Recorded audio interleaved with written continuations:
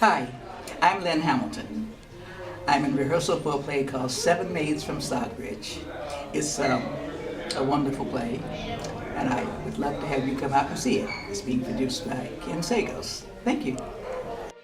Today, we're going to be taking a closer look at the life and really the lasting impact of a true American television icon. Yeah, we're talking about Lynn Hamilton, the veteran actress, who sadly passed away recently. Right. And her career, it really spanned everything from sharp comedy to really profound drama. She left such a mark on TV history. Definitely. So our mission today really is to unpack that career, go deep. From her early days on stage, right? Exactly. From her stage roots all the way through to those memorable, impactful TV roles. We want to sort of reveal what made her so, essential on screen.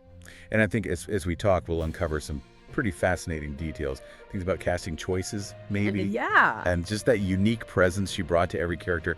You might actually have a few aha moments about why she fit so perfectly into some of these, really beloved shows. So the news broke recently. Lynn Hamilton passed away at her home in Chicago. Yeah, she was 95. It was June 19th, 2025. Natural causes. And this was confirmed to The Hollywood Reporter by her former manager and publicist, Reverend Calvin Carson. It's quite something, isn't it? You hear her name, and for so many people, two shows immediately spring to mind. Sanford and Son. And the Waltons. Worlds apart, really. Completely. That widespread recognition just from those two, it really speaks volumes about how memorable she was in those roles. Absolutely. But before TV, she had this whole other foundation. Right, in theater. She was actually born way down in Yazoo City, Mississippi, April 25th, 1930. But didn't stay there long, right? Family moved. Yeah, they moved to Chicago when she was a child. And her stage career, that really kicked off in New York. Oh, yeah. On Broadway, no less.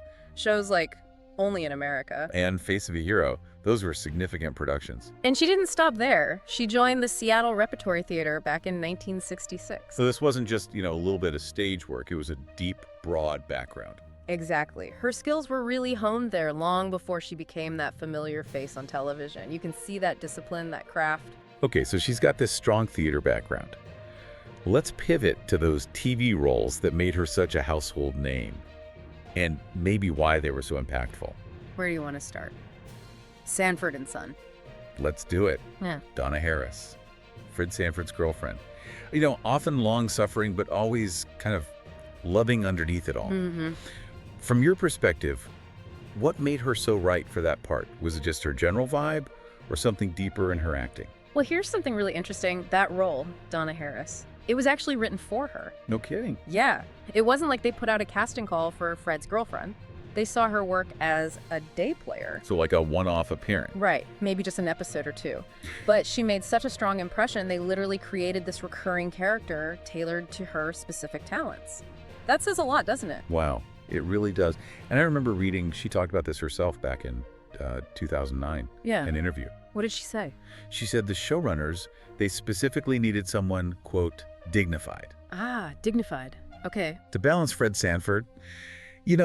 Red Fox's character was so famously brash. Brash is putting it mildly. Chaotic, sometimes offensive. Exactly. So think about that casting.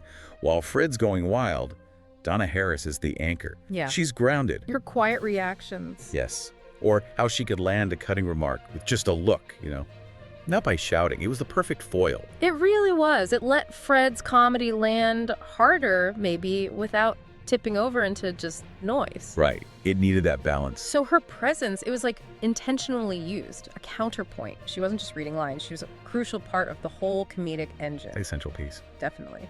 And then what's just amazing is how she could completely shift gears. To the Waltons. Verdi Grant Foster.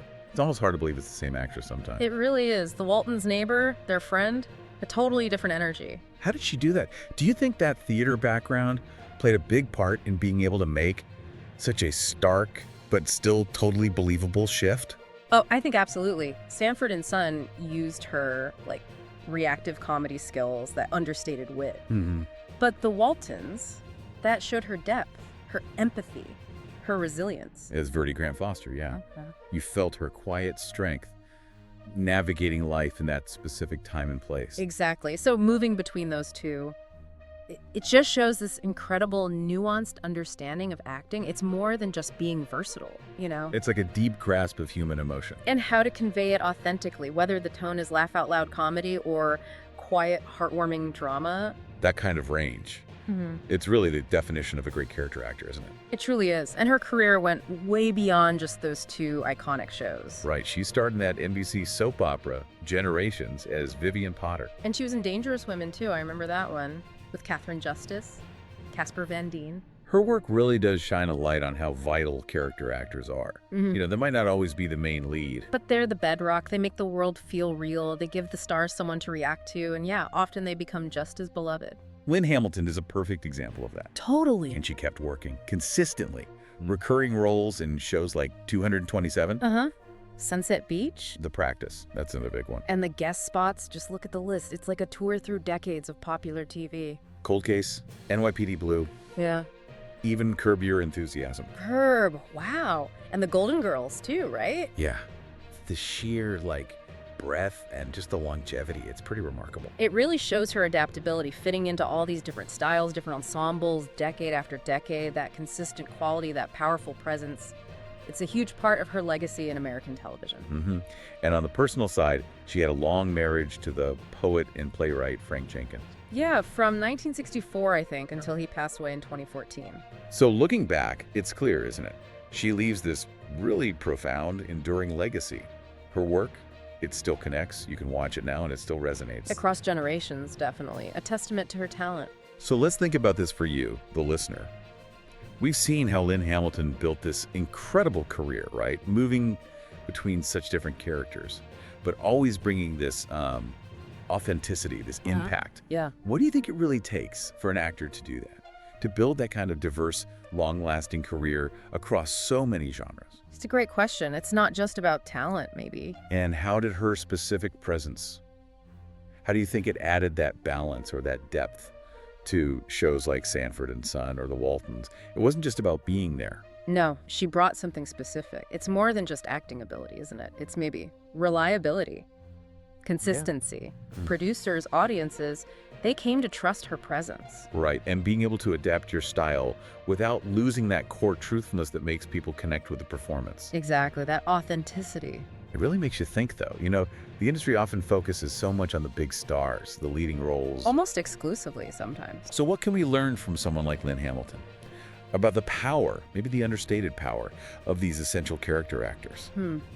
Good point. Their work is sort of foundational. Yeah, their consistent, nuanced performances, they quietly shape the whole feel, the whole fabric of the TV shows we love. And that impact, it really lasts, doesn't it? Long after the credits have rolled.